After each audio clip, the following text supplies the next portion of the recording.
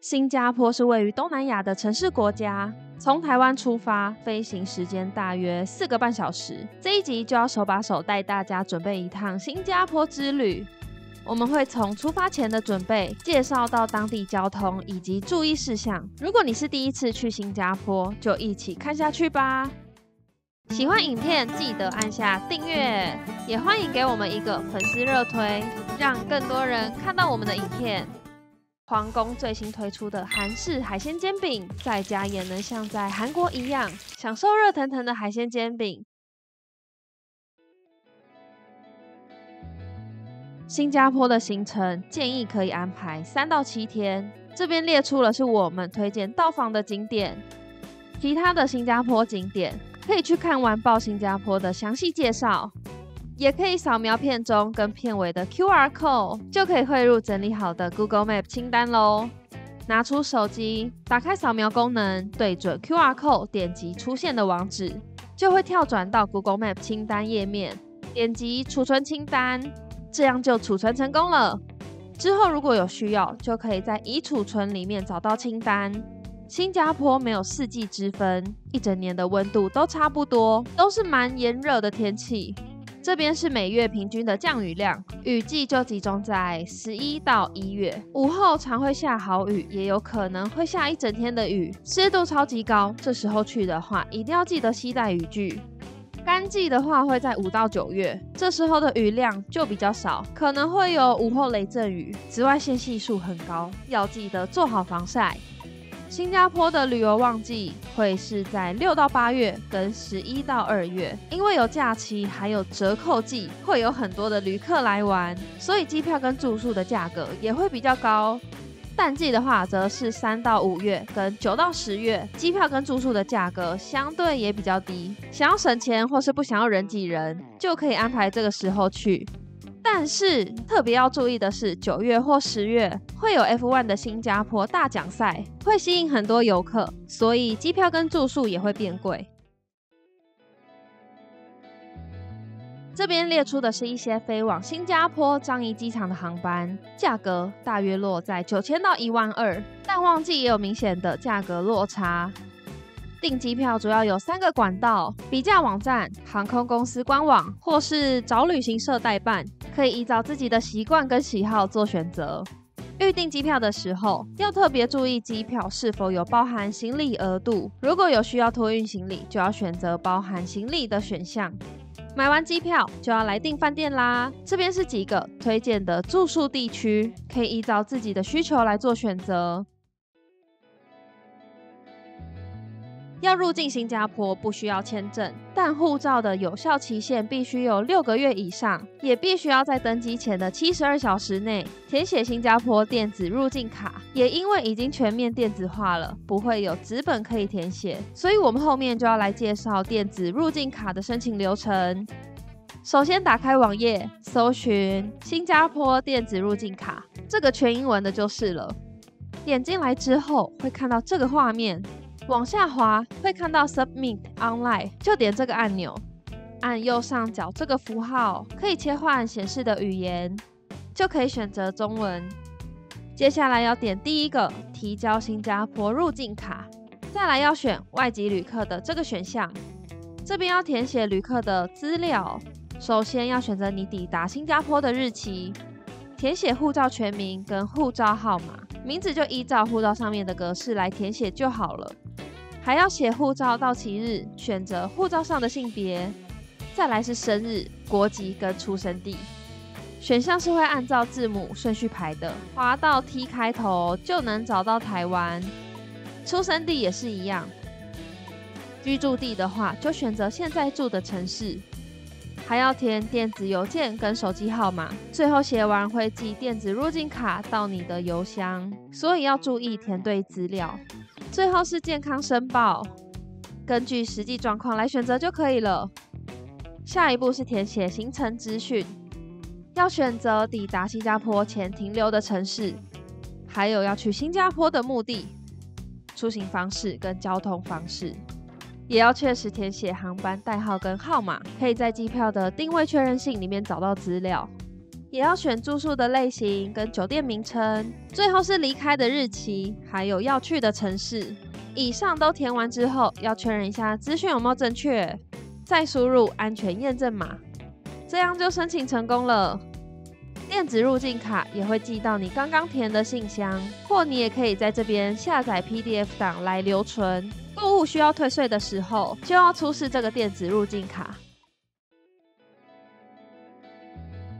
新加坡的插头跟台湾是不一样的，是3个扁平的方角插孔，所以要记得带矩形转接头。另外电压是220或是230的，如果有携带电器，记得要确认有没有支援电压。新加坡的信用卡行动支付算是普及，所以换现金的话也不需要换太多，主要是一些熟食中心、传统小吃会用到。另外 E-Link 是新加坡的交通卡，有一些地方也可以小额支付。这边列出了一些新加坡的换汇地点，可以依照需求来选择去哪里换汇哦。在登机前会需要先报到，除了到现场柜台报到，也可以使用网络报到，节省当天在柜台报到的时间。如果你需要托运行李，直接前往行李托运柜台就可以了。这边是桃园机场可以网络报到的航空公司，很多航空都有手机 APP， 网络报到更方便快速。后面也会分享如何网络报到。首先要下载该航空公司的 APP， 并且注册登入，也可以不登入会员，直接用定位代号找资料。下一步就按管理行程网络报到，输入定位代号或是电子机票号码，还有护照上的姓名。在开放的时间就可以网络报到，通常最早在起飞前的48小时可以办理。这边要选择航班，再选择旅客资讯，可以加入同行的家人、朋友的资料一起报到。接着确认一些行李须知资讯是否正确，这样就报到完成了。这边你也可以选择座位。接着是手提行李的规定，要特别注意携带液体的限制，是看瓶身标注的毫升数而定，每一瓶都不能超过100毫升。托运行李的话，每一家的航空公司会有不同的限重，行动电源、打火机等等都是不能托运的物品。行动电源除了不可以托运之外，机身还需要有清楚标示 WH，100 WH 以下的才可以自由携带。另外，入境新加坡有一些规定，像是不能携带口香糖，还有如果你要带纸烟，都需要全部申报并课税。因为新加坡的法律非常严格，所以要特别注意。新加坡主要有9种交通工具，这边也列出了费用、支付方式跟适用情况给大家参考。新加坡的地铁很方便，可以去到很多景点。这边也列出了各站的景点，安排行程时就可以把同一站的排在一起。还有空中缆车，有2条路线，一条是往新加坡本岛前往花博山，一条是在圣淘沙，可以去圣淘沙的几个景点。去圣淘沙你也可以搭乘单轨，这边是单轨的各个站可以去的景点，还有公车可以去一些地铁到不了的景点。